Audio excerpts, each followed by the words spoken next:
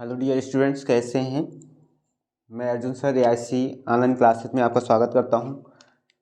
हम लोग क्लास 12 का अंसाल कर रहे थे।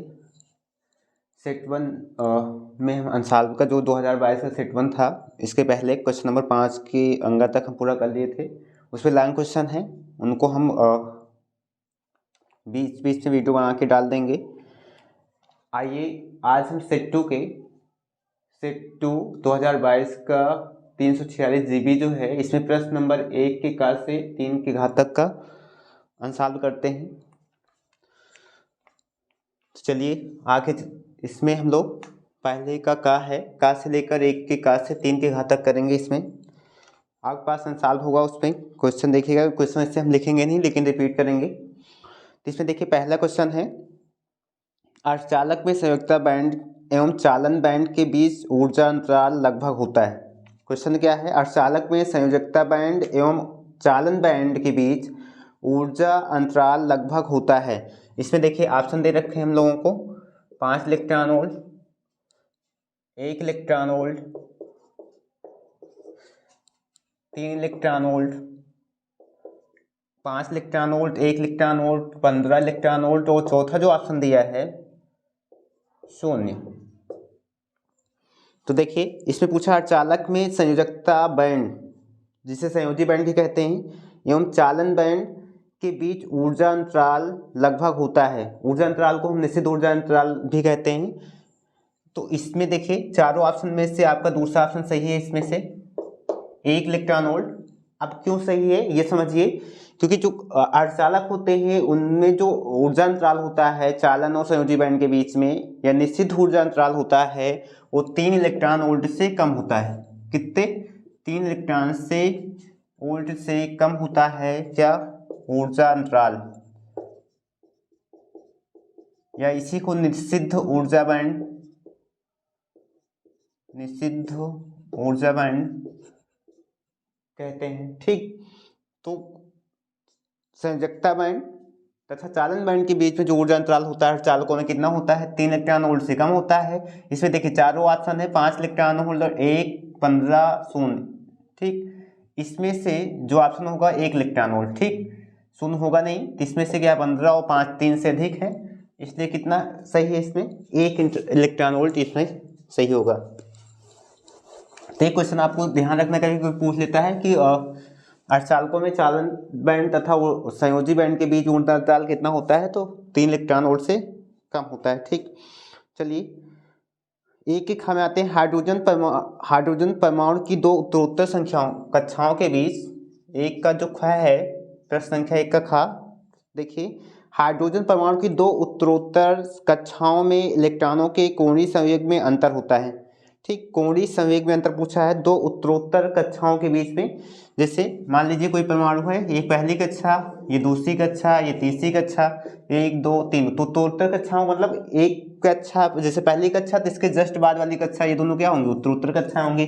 उसी तरह उत्तरोत्तर कक्षा क्या हो सकती है? 2 और 3 हो सकती है। ठीक, क्या पूछा है? कोणीय संवेग। तो देखिए बोहर के सिद्धांत के साथ जो कोणीय संवेग होता है किसी कक्षा में इलेक्ट्रॉन का, वो क्या होता है? NH/2π होता है। NH/ क्या होता है? 2π होता है। अब उसने कहा उत्तरोत्तर कक्षाओं के बीच में, मान लीजिए पहली और दूसरी कक्षा हम ले चलते हैं, तो पहली कक्षा में जो कोणीय संवेग है इसको जे मान लेते हैं। तो पहली कक्षा में n=1 में क्या हो जाएगा? J1 क्या हो जाएगा? NH1h/2π। और उसके बाद की दूसरी जो उत्तरोत्तर कक्षा है n=2, J2 क्या हो जाएगा? 2h/2π। उसने कहा इसमें ऊर्जा अंतर पूछा है दोनों कोणीय संवेग में, तो J2 - J1 क्या निकल के आएगा? 2h/2π minus 1h/2π। क्या मिलेगा हमको? h/2π। तो देखिए इसमें ऑप्शन दे रखा है, इसमें से ऑप्शन नंबर 3 तीसरा सही है। 1 के खा में ऑप्शन नंबर क्या है? तीसरा सही है। तीसरा विकल्प दे रखा है h/2π। ठीक, इस तरह से हम निकाल लेंगे। इसमें h/π दिया है, h/2 दिया है, 2h दिया है, लेकिन इसमें तीसरा जो सही है, तीसरा ऑप्शन आपको दे रखा है h/2π। देखिए इस तरह से निकाल लेंगे। अब इसी तरह से आप चाहे उत्तरोत्तर दूसरे और तीसरे के बीच में निकालेंगे, 3 से 2 घट जाएगा तो उसमें भी क्या आएगा, h/2π। ठीक, तो हाइड्रोजन परमाणु की दो उत्तरोत्तर कक्षाओं में इलेक्ट्रॉनों के कोणीय संवेग का अंतर कितना होगा, h/2π। ठीक, अब देखिए पहले के गा में आते हैं।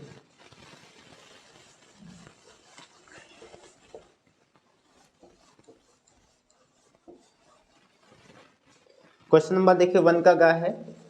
ठीक है, आप अगर आपके पास आंसर हो तो उसमें देखिए, इसने कहा है 5000 इलेक्ट्रॉन वोल्ट ऊर्जा वाले इलेक्ट्रॉन का de Broglie तरंग दैर्ध्य है। ठीक, क्या कहा है, 5000 इलेक्ट्रॉन वोल्ट ऊर्जा दे रखी है, तो ऊर्जा हमको इक्वल टू कितनी दे रखी है, 5000 इलेक्ट्रॉन वोल्ट। पूछा क्या है, de Broglie तरंग दैर्ध्य है, de Broglie तरंग दैर्ध्य है, लैम्डा का मान पूछा है। तो देखिए चूंकि ऊर्जा इलेक्ट्रॉन वोल्ट में दे रखी है, तो हम क्या करते हैं, इस विभवांतर निकाल सकते हैं।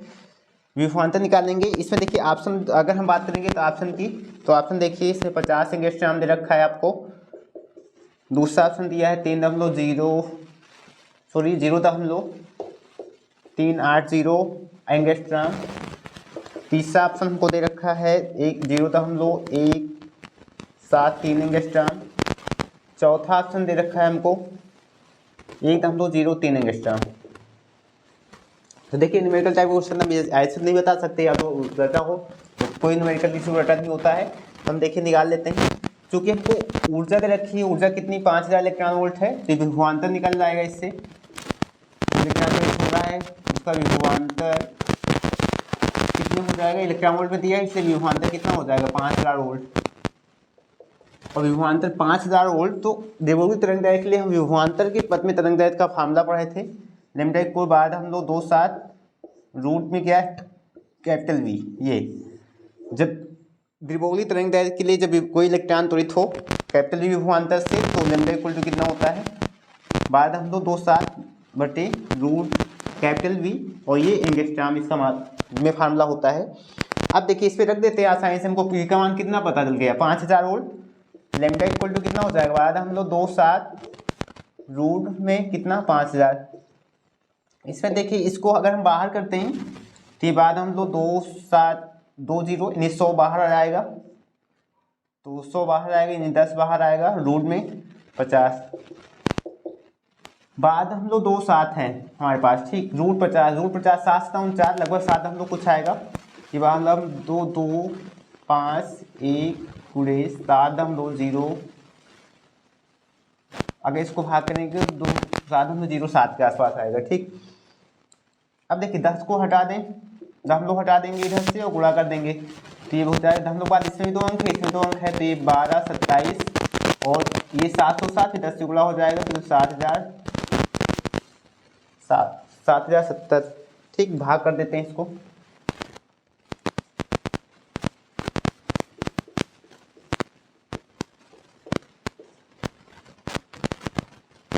तो देखिए ऐसे जाएगा नहीं,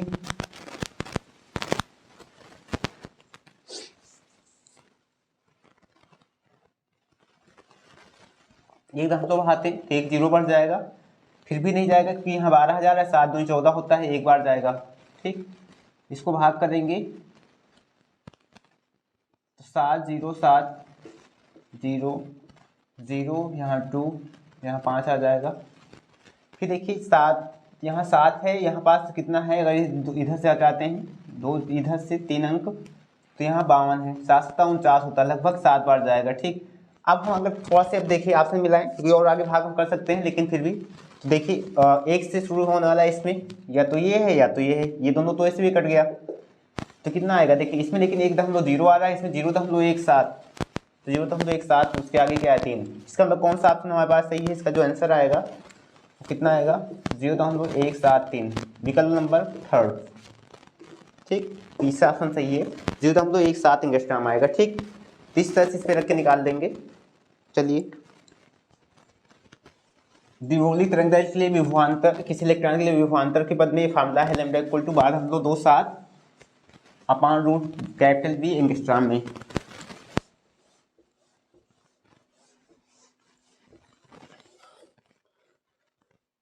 चलिए 1 का खा देखते हैं। ये दिया है 1 के खा में विद्युत चुम्बकीय विकिरण स्पेक्ट्रम में रेडियो आवृत्ति का परास है। क्या पूछा है? विद्युत चुम्बकीय विकिरण स्पेक्ट्रम में रेडियो आवृत्ति का परास है। तो इसमें ऑप्शन हमको दे रखा है 3 × 10⁻16 से 3 × 10⁻10, ठीक। दूसरा 3 × 10⁻12 से 3 × 10⁻14। तीसरा दे रखा है ऑप्शन हमको 3 × 10⁻14 से 3 × 10⁻16। फिर देखा है दिया है 3 × 10⁻16 प्रति सेकंड या हर्ट्ज दे रखा है। तो इसमें देखिए 3 × 10⁻16 से 3 × 10⁻10 प्रति सेकंड हर्ट्ज दे रखा है। इसमें से हमारे पास जो ऑप्शन है वो ऑप्शन नंबर कौन सा सही है? फर्स्ट वाला, ठीक।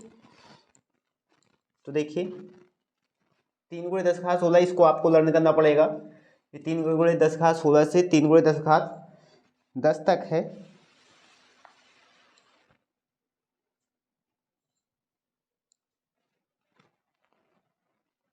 इसमें देखिए फर्स्ट वाला ऑप्शन हमारे पास सही है, क्योंकि जो आवृत्त परास होता है वो 3 × इसमें पहला वाला सही है, ठीक। चलिए देखते हैं अब पहले का अंगा देखते हैं।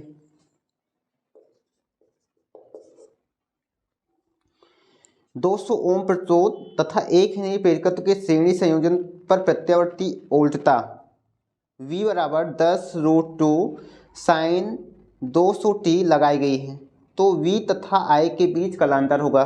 क्वेश्चन क्या है? न्यूमेरिकल क्वेश्चन है। 200 ओम प्रतिरोध तथा 1 हेनरी प्रेरकत्व के श्रेणी संयोजन पर प्रत्यावर्ती वोल्टता V = 10√2 sin 200t लगाई गई है, तो V तथा I के बीच कालांतर निकालना है, ठीक।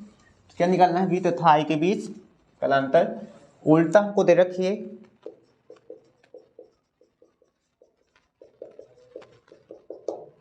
V = इतना दे रखा है, और इसमें कितने ओम LC परिपथ है?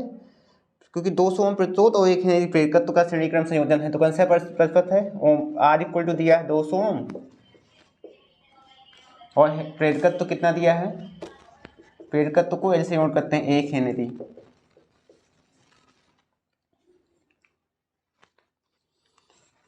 इसने पूछा है कि कालांतर I और V तथा I के बीच कालांतर पूछा है, अर्थात I का मान। अब देखिए कालांतर निकालने के लिए हमारे पास जो फॉर्मूला होता है tan phi = R/ωL, ठीक। ये फार्मूला होता है। तो हमको देखिए R का मान दिया है, L का मान दिया है, क्या नहीं पता? ओमेगा। तो ओमेगा देखिए इससे कंपेयर करते हैं, क्योंकि प्रत्यावर्ती उल्टा के लिए मानक समीकरण होता है V = V0 sin ωt। इससे जैसे तुलना करेंगे तो यहाँ ओमेगा के स्थान पे कितना है? 200। तो ओमेगा = कितना आ जाएगा? 200 रेडियन प्रति सेकेंड, ठीक। जैसे आएगा यहाँ रख देते हैं। R का मान हमको दिया है tan phi, R = कितना दिया है? 200। देखिए R = 2 दिया है, ओमेगा 200, L का मान कितना है? 1। 200 से 200 क्या है? कट जाएगा 1/1, और 1/1 यानी tan phi = 1, और 1 tan के पद में कितने का मान होता है? tan 45 का। कितने का मान होता है? tan 45 का। tan से tan हटेगा तो phi = कितना मिलेगा? 45 अंश। अब इसमें देखिए ऑप्शन दे रखा था हमको 90 अंश। पहला ऑप्शन तक किया था 90 अंश, दूसरा था 45 अंश, तीसरा था 60 अंश, और चौथा ऑप्शन था हमारे पास 30 अंश। तो कौन सा सही है इसमें? 45 अंश। तो कालांतर क्या होगा? जब R ओम प्रतिरोध और 1 हेनरी प्रेरकत्व वाले श्रेणी क्रम में संयुक्त करके प्रत्यावर्ती वोल्टता V = 10√2 sin 200 ωt होगा, तब जो कालांतर होगा V और I के बीच में वो कितना होगा? phi = 45 अंश, ठीक। तो दूसरा वाला ऑप्शन सही है पहले के अंगा में। चलिए अब एक क्वेश्चन और है।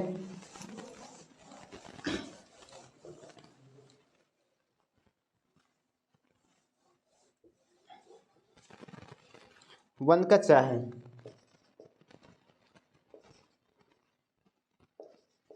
देखिए वन के में क्वेश्चन है। देखिए पूछा जब एक प्रकाश किरण वायु से कांच में जाती है तो उसकी, फर्स्ट में ऑप्शन दिया है तरंग दैर्ध्य, उसकी तरंग दैर्ध्य कम हो जाती है,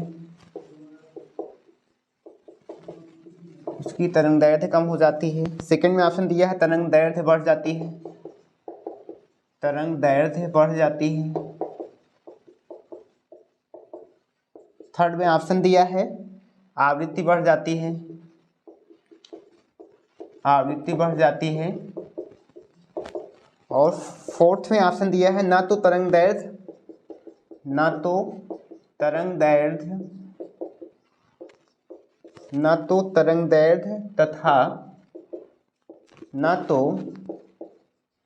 आवृत्ति बदलती है। क्वेश्चन क्या था, जब एक प्रकाश किरण वायु से कांच में जाती है, किसमें, वायु हो, वायु से प्रकाश किरण किसमें जा रही हो, कांच में, ठीक, क्या जा रहा है, प्रकाश, ठीक, वायु से कांच में जा रहा है तो कह रहा है इसमें से क्या होगा, तरंग दैर्ध्य कम हो जाती है, तरंग दैर्ध्य बढ़ जाती है, आवृत्ति बढ़ जाती है, ना तो तरंग दैर्ध्य तथा ना तो आवृत्ति बदलती है। तो इसमें ऑप्शन है तरंग दैर्ध्य कम हो जाती है, ठीक, ऑप्शन क्या होगा सही जो है, तरंग दैर्ध्य कम हो जाती है। अब देखिए क्यों, क्योंकि वायु से कांच में प्रकाश जा रहा है, वायु क्या है, विरल माध्यम होगा, किसके अपेक्षा, कांच के अपेक्षा। वायु का पूर्णांक कम होगा, 1.03 के आसपास होता है वायु पूर्णांक, जबकि कांच का पूर्णांक एकदम लो 5 है, ठीक, 1.03, इसका एकदम तो 5 है, इसका मतलब कांच का पूर्णांक अधिक है, ठीक। अब देखिए जो तरंगदैर्ध्य है वो अपूर्णांक के क्या होती है, व्युत्क्रमानुपाती, तरंगदैर्ध्य जो होती है अपूर्णांक के या फिर अपूर्णांक तरंगदैर्ध्य के व्युत्क्रमानुपाती, इसका मतलब लैम्डा व्युत्क्रमानुपाती 1/n के। इसका अर्थ ये हुआ कि यदि प्रकाश एक माध्यम से दूसरे माध्यम जाए, लेकिन ऐसे माध्यम जाए जिसका अपूर्णांक बढ़ रहा है, अपूर्णांक अधिक हो, तो उसकी तरंगदैर्ध्य क्या होगी, घट जाएगी, अपूर्णांक बढ़ने पे तरंगदैर्ध्य घट जाएगी, ठीक। तो ऑप्शन कौन सा सही, इसलिए देखिए क्योंकि ये कम अपूर्णांक वाले से अधिक अपूर्णांक वाले माध्यम में जा रहा है, वायु से कांच में, इसलिए इसकी तरंगदैर्ध्य क्या होगी, कम हो जाएगी। और रही सही ऑप्शन तीसरे की, तो प्रकाश जब किसी एक माध्यम से दूसरे माध्यम में जाता है तो उसकी आवृत्ति में कोई परिवर्तन नहीं होता है, तो ये वाला ऑप्शन हो ही नहीं सकता था, और ये नहीं हो सकता है। तो इसमें देखिए तरंगदैर्ध्य बदलती है, तो यहाँ पास ना तो तरंगदैर्ध्य, तो ये भी नहीं होगा, क्योंकि तरंगदैर्ध्य एक माध्यम, प्रकाश से भी एक माध्यम दूसरे माध्यम जाता तरंगदैर्ध्य बदल जाती है। लेकिन जब प्रकाश एक माध्यम से दूसरे माध्यम में जाता है और माध्यम का पूर्णांक बढ़ता है तो तरंगदैर्ध्य घट जाएगी। लेकिन इसी का उल्टा कहे होते कि कांच से वायु में जाए प्रकाश और पूर्णांक घटेगा, तरंगदैर्ध्य क्या होगी, बढ़ जाएगी, क्योंकि तरंगदैर्ध्य पूर्णांक की क्या होती है, व्युत्क्रमानुपाती, ठीक। तो ये क्वेश्चन और भी बना सकता है, जैसे उल्टा पूछ सकता है कि प्रकाश कांच से वायु में प्रवेश कर रहा है तो उसकी तरंगदैर्ध्य क्या प्रभाव पड़ेगा, तो वायु कांच से वायु में जाएगा तो कम पूर्णांक वाले में जा रहा है, तरंगदैर्ध्य क्या होगी, बढ़ जाएगी। और इसने पूछा है कि वायु से कांच में जा रहा है इसलिए तरंगदैर्ध्य क्या होगी, घटेगी, क्यों, क्योंकि तरंगदैर्ध्य पूर्णांक क्या होती है, व्युत्क्रमानुपाती।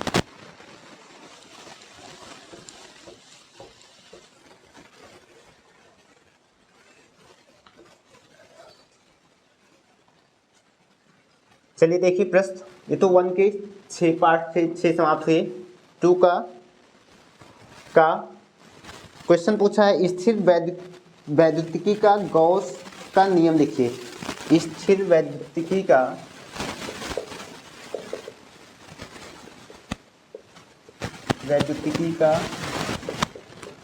गॉस का नियम,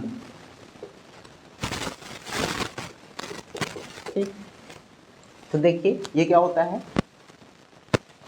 इस नियम के अनुसार किसी बद्ध पृष्ठ से गुजरने वाला वैद्युत फ्लक्स उस बद्ध पृष्ठ से घिरे कुल आवेश का 1/ε गुना होता है, ठीक।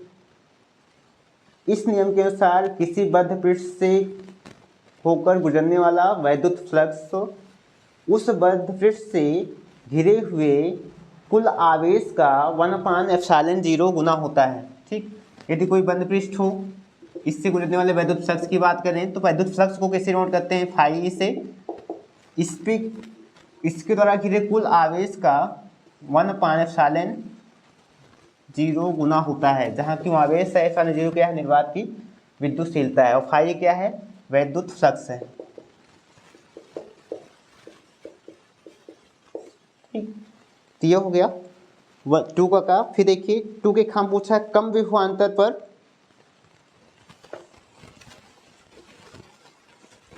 2 के खामे देखिए पूछा है कम विभवांतर पर धात्विक चालक एवं टार्च के बल्ब के लिए विभवांतर और धारा के बीच ग्राफ। तो पहले धात्विक चालक का जो ग्राफ है, तो आपको पीछे देखिए चालक के लिए ग्राफ खींचते हैं तो उनका नियम लागू करेंगे तो क्या है, V और I के बीच में ग्राफ जो होता है वो क्या है, सीधी रेखा होती है। ठीक, ताप में कोई परिवर्तन या भौतिक उसमें कोई परिवर्तन नहीं हो रहा है, तो चालक के लिए ओम के अनुसार VI इक्वल टू इसका जो ग्राफ होगा ये एक सीधी रेखा होगी। तो चालक के लिए, धात्विक चालक के लिए। ठीक, देखिए इसने पूछा है वैद्युत बल्ब के लिए, तो पीछे हम आपको पीछे वाले सेट में ही कराए थे।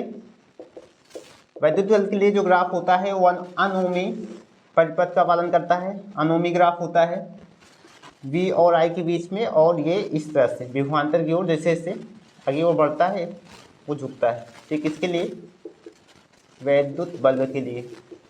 ठीक, ये वैद्युत बल्ब के लिए ग्राफ है, ये किसके लिए, धात्विक चालक के लिए। ठीक, इस तरह से ये ग्राफ हो गया।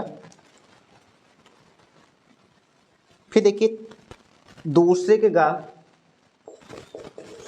का क्वेश्चन है वी विभवांतर से त्वरित एक आवेशित कण के लिए डी ब्रोगली तरंगदैर्घ्य का सूत्र लिखिए। ठीक, कितने विभवांतर से, कैपिटल वी विभवांतर से त्वरित एक आवेशित कण के लिए डी ब्रोगली तरंगदैर्घ्य का सूत्र लिखिए।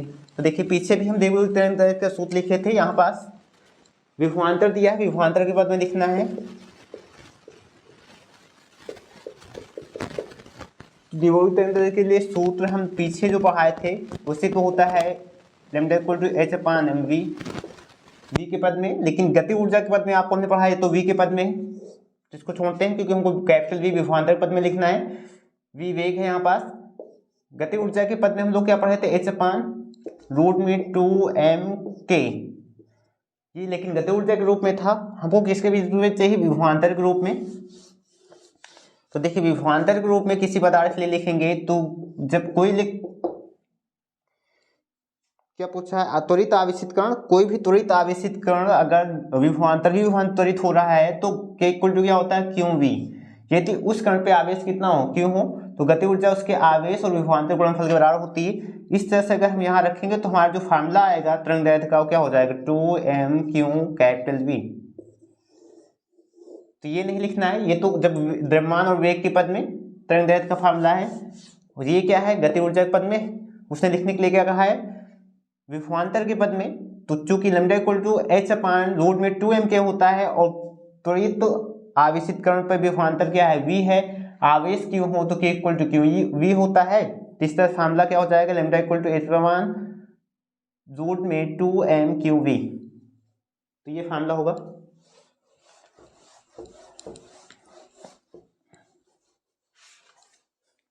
चलिए दूसरे के घा पे आते हैं। एक चालक पर, न्यूमेरिकल क्वेश्चन है, एक चालक पर 2.4 × 10⁻⁻18 कूलाम धनात्मक आवेश है, बताइए कि इस चालक पर कितने इलेक्ट्रॉनों की कमी या अधिकता है। ठीक, क्वेश्चन रिपीट करना है, एक चालक पर 2.4 × 10⁻⁻18 कूलाम धनावेश है, बताइए कि इस चालक पर कितने इलेक्ट्रॉन की कमी है। तो धन आवेश कितना दिया है हमको, Q इक्वल टू 2.4 × 10⁻⁻18 कूलाम, ये हमको धन आवेश दिया है इन्होंने। और हम पूछा क्या है कि इलेक्ट्रॉन, कितने इलेक्ट्रॉन अर्थात इलेक्ट्रॉनों की संख्या।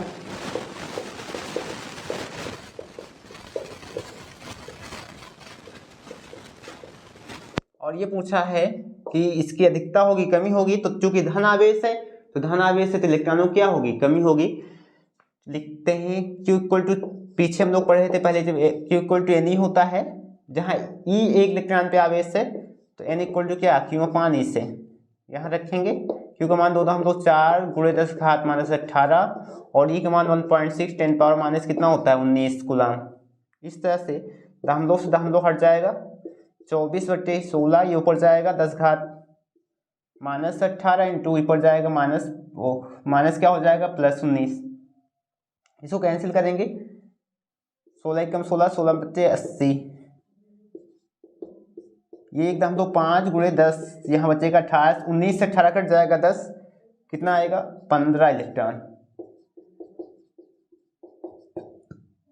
इतने इलेक्ट्रॉन होंगे कि चूंकि धन आवेश था तो धन आवेश किसी पदार्थ तभी होगा जब उसमें इलेक्ट्रॉनों की कमी होती है, तो यहाँ क्या होगी इलेक्ट्रॉनों की कमी होगी। ठीक, अधिकता नहीं क्या होगी कमी होगी। क्यों कमी होगी कि धन आवेश का, ये ऋण आवेश का होता तो यहाँ क्या होता अधिकता होती।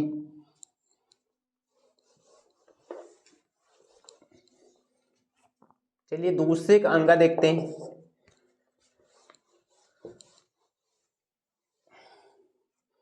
दूसरे के अंग में देखिए क्वेश्चन है, पूछा इसने उत्तल लेंस की फोकस दूरी 10 सेंटीमीटर है तथा अवतल लेंस की फोकस दूरी 50 सेंटीमीटर है। दोनों लेंस संपर्क में रखे हैं, तो उत्तल लेंस है, इसकी फोकस दूरी f1 मान लेते हैं, कितना दे रखा है 10 सेंटीमीटर। क्योंकि उत्तल लेंस की फोकस दूरी धनात्मक तो धनात्मक ले चलेंगे। एक क्या है हमारे पास अवतल लेंस है, इसकी फोकस दूरी f2 मान लेते हैं 50 सेंटीमीटर है।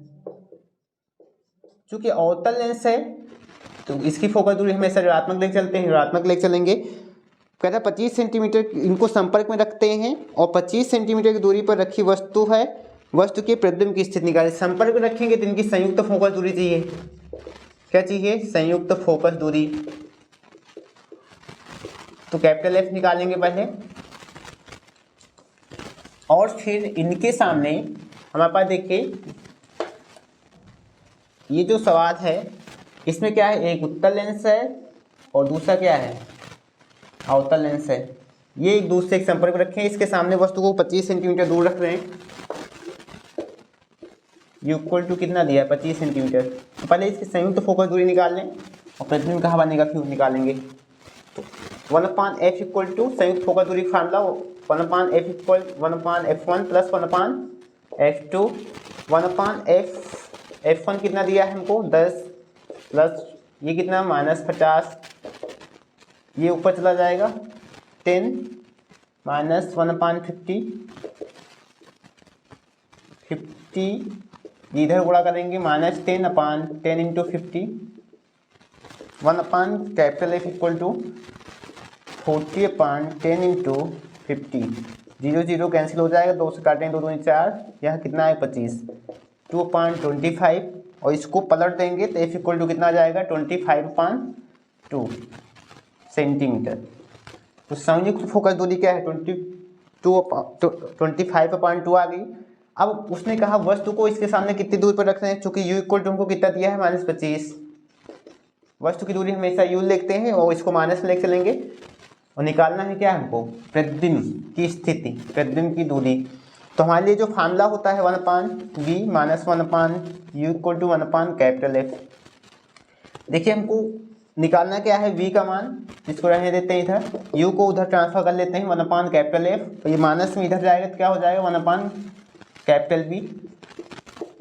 F का मान 25 कितना दिया है 2 और U हमारे पास -25, ये ऊपर चला जाएगा तो 2 माइनस 1/, कितना आ जाएगा 25, 1 से घट जाएगा 1/, कितना 25, अर्थात V इक्वल टू हमको कितना मिलेगा 25 सेंटीमीटर।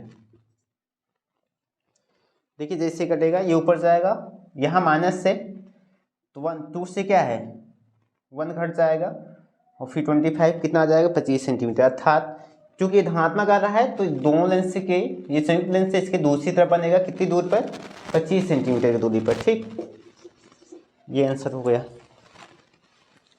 चलिए इसी में एक क्वेश्चन पूछा है तो न्यूमेरिकल है। कला संबद्ध स्रोत से आप क्या समझते हैं।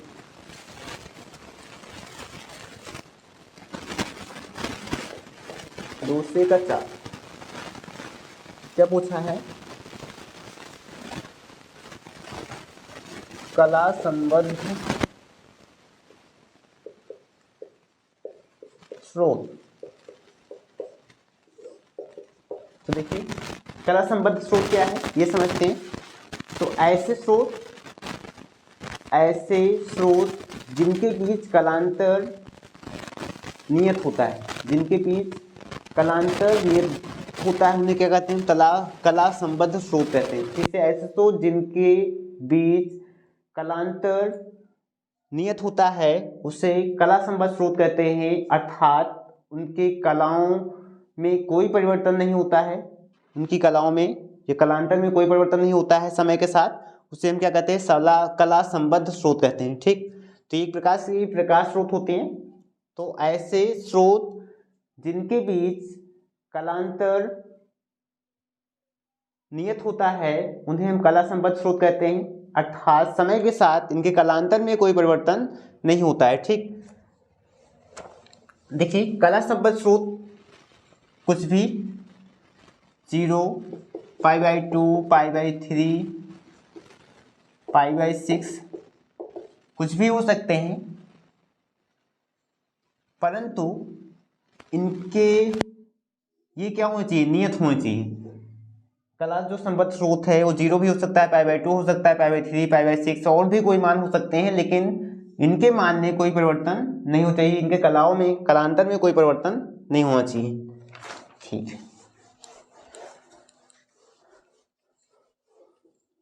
चलिए अब हम लोग दूसरे का अंगा समाप्त करके देखिए क्वेश्चन नंबर 3 के काम में आ जाते हैं।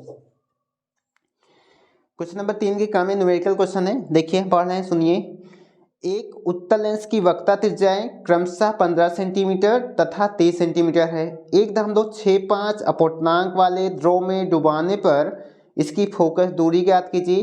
कांच का अपवर्तनांक 1.5 है। द्रव में लेंस की प्रकृति क्या है। ठीक, एक द्विउत्तल लेंस की वक्रता त्रिज्याएं, फिर से रिपीट कर रहे हैं, एक द्विउत्तल लेंस की वक्रता त्रिज्याएं क्रमशः 15 सेंटीमीटर तथा 30 सेंटीमीटर हैं। 1.65 अपवर्तनांक वाले द्रव में डुबोने पर इसकी फोकस दूरी ज्ञात कीजिए।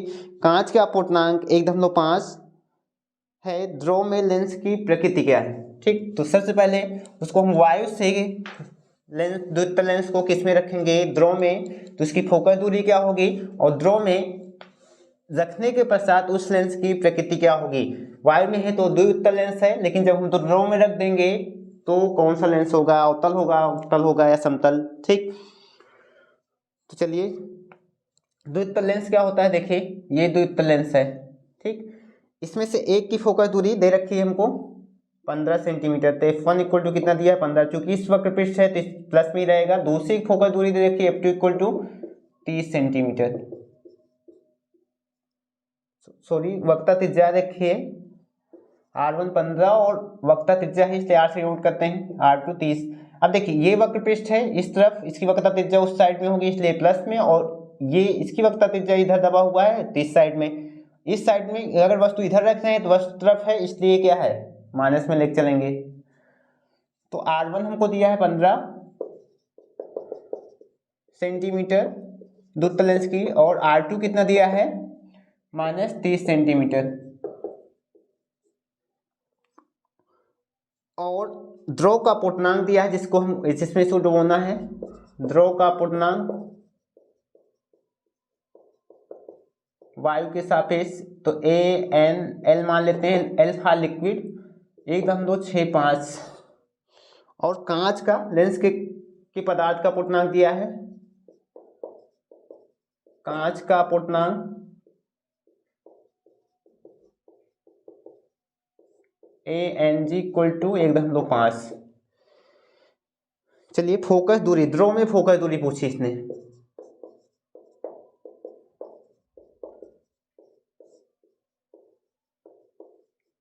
FL मान लेते हैं। देखिए ये वायु से पहले अगर वायु में होगा उसके बाद इसको किस में रखना है, द्रव में, तो इसकी फोकस दूरी बदलेगी। द्रव को लिक्विड L से, वायु को A से नोट किए हैं। अब देखिए कांच को हम द्रव में रख रहे हैं, जब कांच, देखिए फार्मूला हमारे पास जो फार्मूला है लेंस मेकर फार्मूला होता है 1/f इक्वल टू n-1, दूसरे ब्रैकेट में 1/r1 माइनस 1/r2। तो देखिए फार्मूला ये यही लगाएंगे, लेकिन जब हम यहाँ वायु लेके चलते हैं तो अपवर्तनांक को क्या है, हम वायु सापेक्ष कांच का मान लेते हैं ANG रहता है। लेकिन अब हमको फोकस दूरी क्या निकालनी है, L। कांच को द्रव में रख रहे हैं तो द्रव में फोकस दूरी L निकालनी है। जब यहाँ L निकालनी होगी तो यहाँ अपवर्तनांक LNG होगा, NG नहीं बल्कि क्या होगा, LNG। हमारे पास द्रव के सापेक्ष कांच का पूर्णांक नहीं दिया है बल्कि वायु सापेक्ष द्रव का दिया है और वायु सापेक्ष कांच का दिया है। सबसे पहले क्या करेंगे, इस फार्मूला लगाने से पहले द्रव के सापेक्ष कांच का पूर्णांक हम निकाल लेते हैं। ठीक, तो चलिए निकालते हैं सबसे पहले LNG। अब देखिए हमारे पास कितने माध्यम है, A है, L है और G है। इसमें से L और G को लिए हैं तो एक तीसरा माध्यम, देखिए इन दोनों माध्यम को हम ले लिए हैं, ये बचा है। जो बचा होगा जब भी हम सूत्र लिखते हैं तो उनको पहले इस तरह से लिख लेते हैं आंसर में। अब पूर्णांक चाहिए तो इसके ऊपर क्या है, n। ठीक, अब किसका यहाँ पास देखेंगे, द्रव के सापेक्ष कांच का है तो जिसका पूर्णांक निकाल रहे हैं उसको अंश में n के बाद और जिसके सापेक्ष उसको हर में। तो इससे LNG इक्वल टू फार्मूला बन गया ANG अपान ANL। अब देखिए ANG का मान हमको दे रखा है, कितना दिया है 1.5 और LNG का मान 1.65। इसमें से अगर हम देखेंगे तो दशमलव हटाएंगे, ऊपर एक अंक है नीचे दो अंक है इसलिए ऊपर एक जीरो बढ़ेगा, 150 बटे कितना, इसको 15 से डिवाइड करेंगे 10 अपान 15 एकम 15, 10 बटे कितना आ जाएगा 11। ये किसका, LNG का मान। जैसे LNG का मान मिला हम यहाँ रख सकते हैं।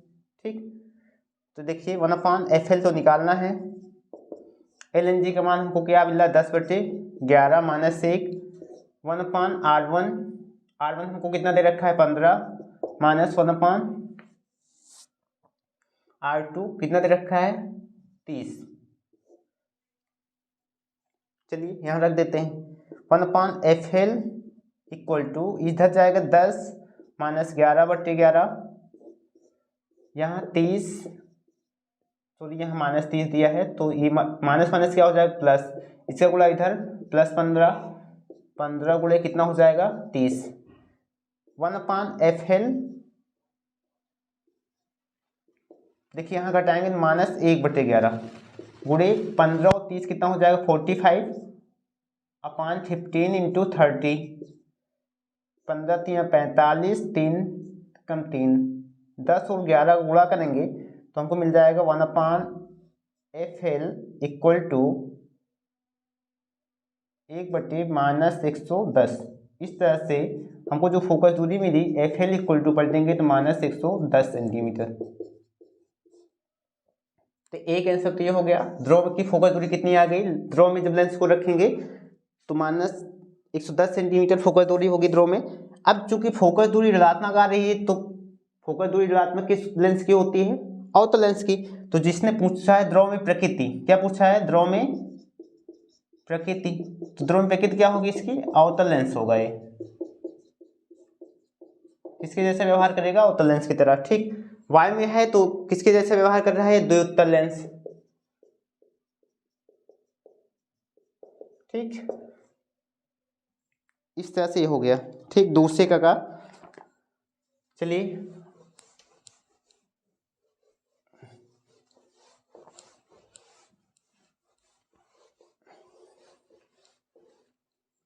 अब आते हैं आगे।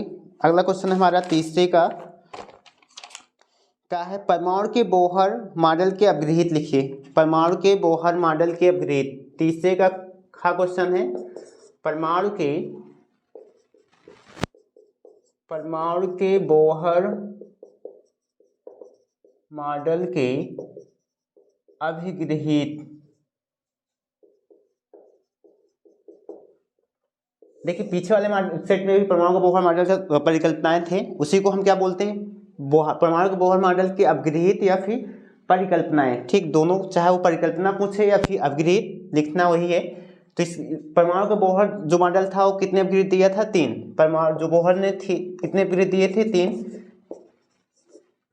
आपको वहां पास हम देखिए चित्र बना के समझाए भी थे।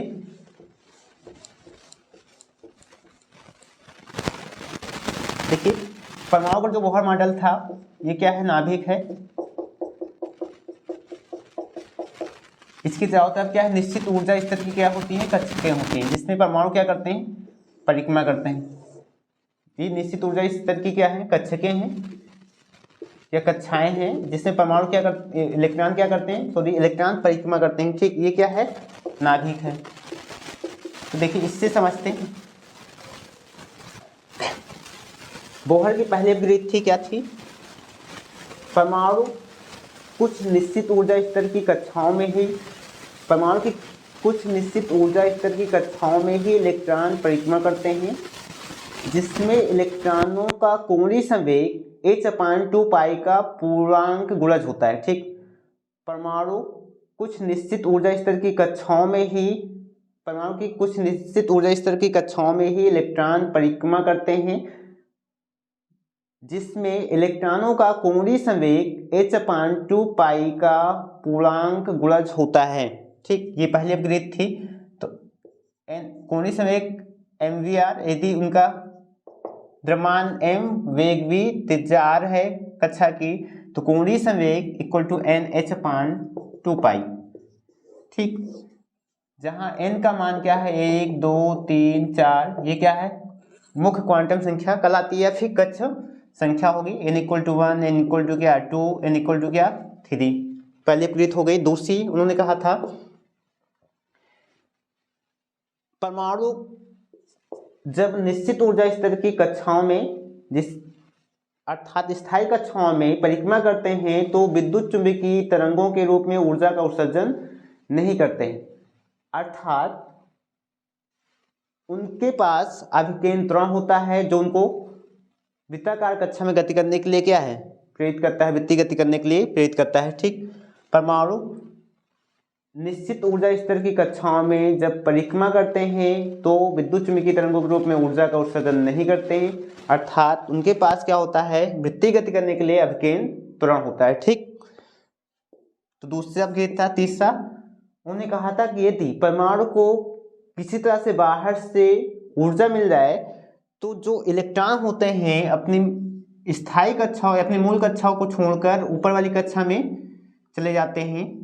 इलेक्ट्रॉन जो होते हैं अपनी कक्षा को छोड़कर क्या है ऊपर वाली कक्षा में चले जाते हैं, लेकिन वहां पास 10⁻⁸ सेकंड तक ही रह पाते हैं। उसके पश्चात वो पुनः अपनी कक्षा में वापस लौटते हैं और वापस लौटते समय वो विद्युत चुंबकीय तरंगों के रूप में ऊर्जा का उत्सर्जन करते हैं। वापस लौटते समय विद्युत चुंबकीय तरंगों के रूप में ऊर्जा का उत्सर्जन करते हैं। ठीक, तो तीसरी अपग्रेड क्या थी? जब परमाणु को किसी कारण बाहर से ऊर्जा मिलती है तो इलेक्ट्रॉन अपनी कक्षा को छोड़कर ऊपर वाली कक्षा में चले जाते हैं, लेकिन वहां वो सिर्फ 10⁻⁸ सेकंड तक ही रह सकते हैं। उसके बाद पुनः वो अपनी कक्षा में वापस आते हैं और वापस आते समय वो विद्युत चुंबकीय तरंगों के रूप में ऊर्जा का क्या करते हैं उत्सर्जन करते हैं। इनके द्वारा जो उत्सर्जित की गई ऊर्जा है delta equal to E2 - E1, यदि जिस उनकी मूल अवस्था में ऊर्जा E1 हो और उत्तेजित अवस्था में जिसमें वो जा रहे हैं ऊर्जा E2 हो तो delta equal to E2 - E1, और चूंकि विद्युत चुंबकीय तरंगों के रूप में ऊर्जा उत्सर्जित करते हैं तो फोटान के रूप में, इसलिए इसको Hν इक्वल टू क्या लिखते हैं E2 - E1। इस तरह से ये परमाणु के बोहर मॉडल के क्या थे 3 अपग्रेड थी, और इसी को हम क्या कहते हैं परमाणु का बोहर मॉडल कहते हैं।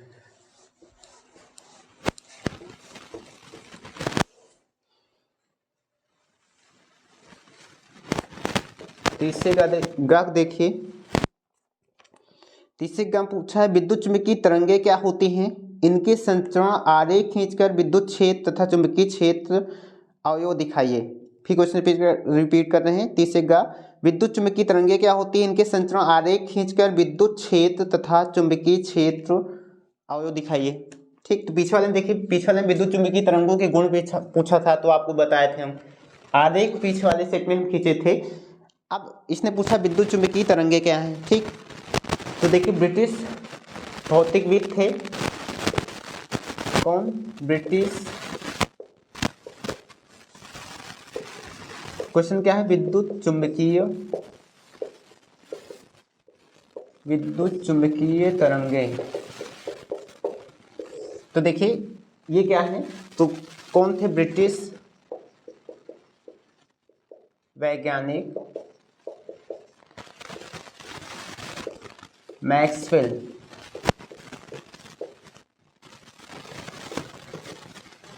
ये थे, उन्होंने 1865 ईस्वी में, इसमें सन 1865 में गणित के सूत्रों के आधार पर, ठीक, गणितीय सूत्रों के आधार पर सन 1865 में कौन थे? ब्रिटिश वैज्ञानिक मैक्सवेल सन 1865 में किसके आधार पर? गणितीय सूत्रों के आधार पर बताया कि जब किसी वैद्युत परिपथ में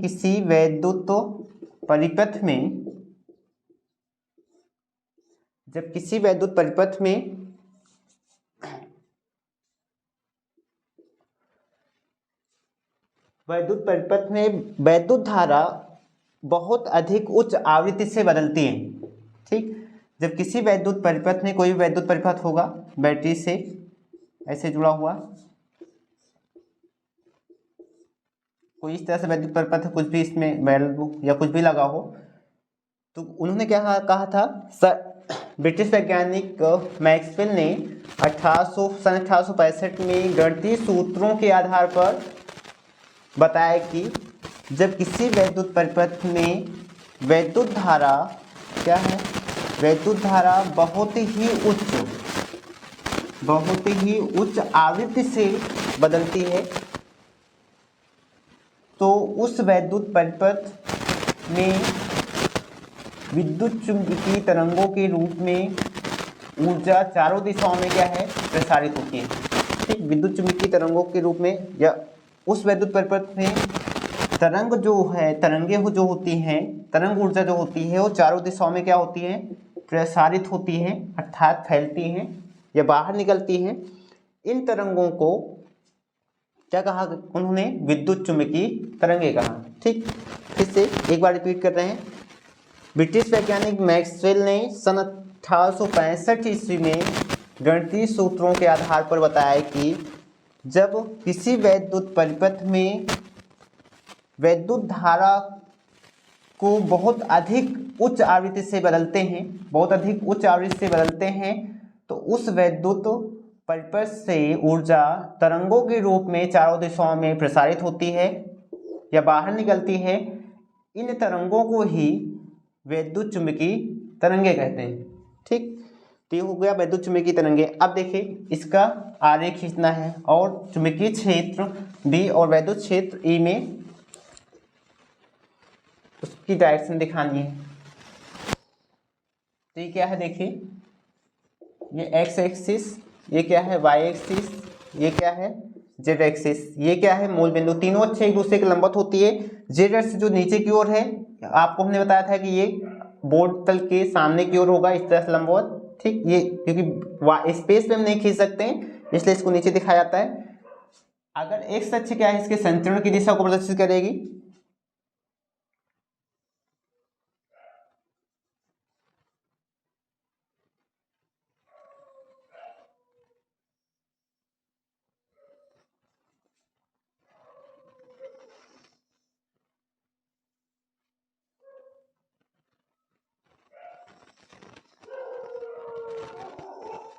देखिए इस तरह से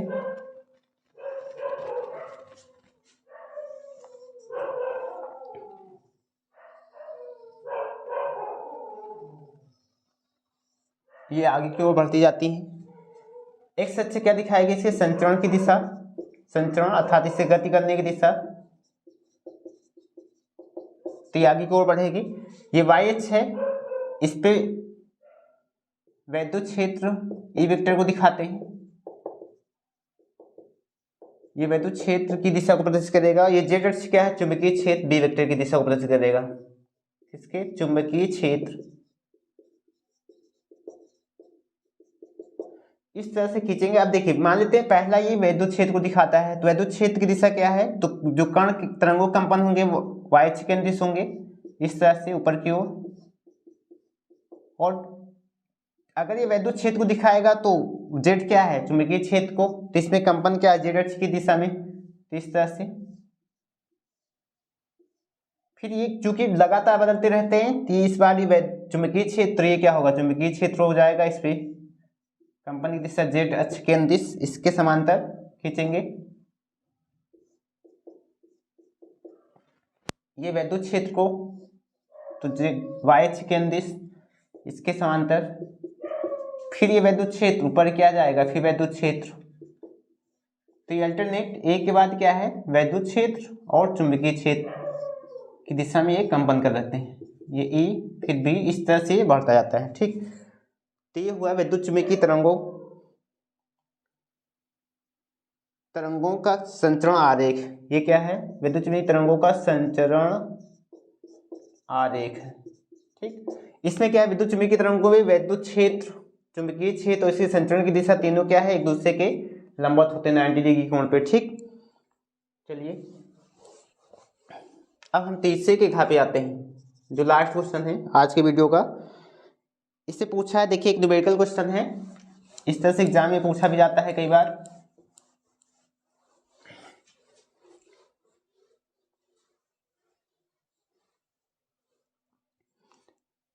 इसने पूछा है, एक हीलियम He24 नाभिक को मुक्त प्रोटॉन तथा न्यूट्रॉन में विखंडित करने के लिए न्यूनतम कितनी ऊर्जा की आवश्यकता होगी। हाइड्रोजन परमाणु, न्यूट्रॉन और हीलियम He परमाणु के परमाणु द्रव्यमान मात्रक AMU क्रमशः 1.007825, 1.008665 तथा 4.002603 है। ठीक, तो क्या दिया है, फिर से पढ़ रहे हैं, एक हीलियम He24 नाभिक को मुक्त प्रोटॉन तथा न्यूट्रॉन में विखंडित करने के लिए न्यूनतम कितनी ऊर्जा की आवश्यकता होगी। हाइड्रोजन परमाणु, एक न्यूट्रॉन और हीलियम परमाणु के परमाणु द्रव्यमान मात्रक AMU क्रमशः 1.007825, 1.008665 तथा 4.002603 है। ठीक, तो हमको सिर्फ क्या दिया है, हीलियम दिया है। हीलियम का प्रतीक क्या He होता है, और हीलियम नाभिक का विखंडन ये किसमें कर रहा है, प्रोटॉन और न्यूट्रॉन ने। इसका विखंडन कर रहा है, देखिए हीलियम दिया है, विखंडन करने पर क्या है, प्रोटॉन और न्यूट्रॉन। ठीक, तो देखिए प्रोटॉन क्या होता है, हाइड्रोजन नाभिक होता है, तो H1, और न्यूट्रॉन क्या होता है, N10। अब देखेंगे ध्यान से, तो इसका परमाणु भार कितना है, 4, इसका 2 है, तो इसमें तो परमाणु भार आएगा, परमाणु क्रमांक आएगा नहीं, तो इसलिए यहाँ कितने, प्रोटॉन 2, तब ये 2 हो जाएगा, और 4 परमाणु भार होना चाहिए, एक ही है, एक यहाँ है, तो यहाँ 2 से गुणा कर दें, 2 से यहाँ गुणा किए हैं, तो यहाँ 2 परमाणु भार और 2 इसका, कितना हो जाएगा, 4। तो इस तरह हीलियम नाभिक का विखंडन कराएंगे, 2 प्रोटॉन और 2 न्यूट्रॉन मिलेंगे। इनके द्रव्यमान हमको दे रखे हैं। ठीक, AMU में, एटॉमिक मास यूनिट में हीलियम का जो द्रव्यमान है MHE मान लेते हैं, इसने दिया है 4.002603। इसमें AMU एटॉमिक मास यूनिट दिया है। प्रोटॉन का द्रव्यमान दे रखा है H1 mH मान लेते हैं इसको, ये दिया है हमको 1.007825 AMU। इसी तरह से हमको न्यूट्रॉन का द्रव्यमान दे रखा है Mn मान लेते हैं, ये हीलियम का, ये किसका, प्रोटॉन का, ये क्या है, न्यूट्रॉन का द्रव्यमान, और ये 1.008665 AMU दिया है। एटॉमिक मास यूनिट परमाणु द्रव्यमान मात्रक होता है, जो परमाणु या परमाणु कणों का मात्रक है द्रव्यमान का। ठीक, तो ये दे रखा है। हमसे पूछा क्या है, कितनी ऊर्जा की आवश्यकता होगी। ठीक, तो डेल्टा E का मान पूछा है इसने। अगर हमको ऊर्जा निकालनी, सबसे पहले हमको क्या है, द्रव्यमान क्षति निकालनी होगी। क्या निकालनी होगी, द्रव्यमान क्षति। तो डेल्टा M का मान, डेल्टा M क्या है, वास्तविक द्रव्यमान और पहले न्यूक्लियनों का द्रव्यमान। तो न्यूक्लियन जो है वो क्या है, प्रोटॉन और न्यूट्रॉन है। ठीक, इनका द्रव्यमान से हीलियम जो है, जिसको विखंडित से वास्तविक द्रव्यमान को हटाएं